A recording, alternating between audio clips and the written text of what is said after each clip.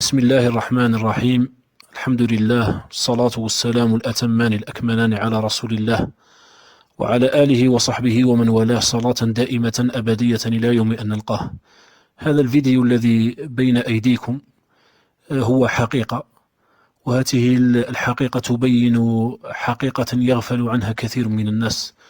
هذه الحقيقة شكى منها العلماء وبكى منها الحكماء، الحقيقة التي فرقت الجماعات وهدمت اللذات، الحقيقة التي لا يعرف الإنسان عنها شيئا، حقيقة تشمئز منها النفوس وتضيق منها الصدور.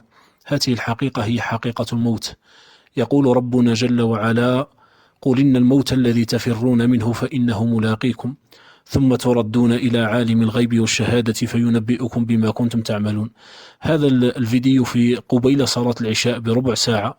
الحاج محمد مجاط يدخل المسجد كما أنتم تشاهدون في الفيديو، وهو مبتسم بتلك الضحكة وبذلك الوجه البشوش.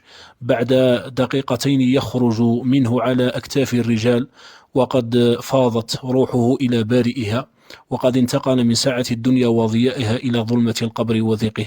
هذه هي الحقيقة التي قال عنها سيدنا أبو بكر الصديق رضي الله تعالى عنه وارضاه: كل امرئ مصبح في أهله والموت أدنى من شراك عليه. هذا الرجل الطيب الذي كان له فضل كبير، هذا الرجل الذي نشهد له بالخير، نشهد له بالصلاح، يحضر إلى المجالس التي يذكر فيها اسم الله ويصلى فيها على رسول الله، هذا الرجل الذي يده ممدودة لكل الأعمال الخيرية، لكل المبادرات، هذا الرجل المعروف بإطعام الطعام، المعروف بإفشاء السلام، الرجل الذي قال فيه ربنا جل وعلا: إنا نحن نحيي الموتى ونكتب ما قدموا وآثارهم، فترك أثرا طيبا في حال حياته، وها هو يترك لنا أثرا جميلا في المسجد في صلاة النافلة. ختم الله جل وعلا له بهاته الموت وهو ساجد في صلاة تحية المسجد، وغايته ونيته في ذلك أن يجلس ويستمع للدرس في سيرة نبينا عليه الصلاة والسلام. نسأل الله جل وعلا أن يرحمه برحمته الواسعة.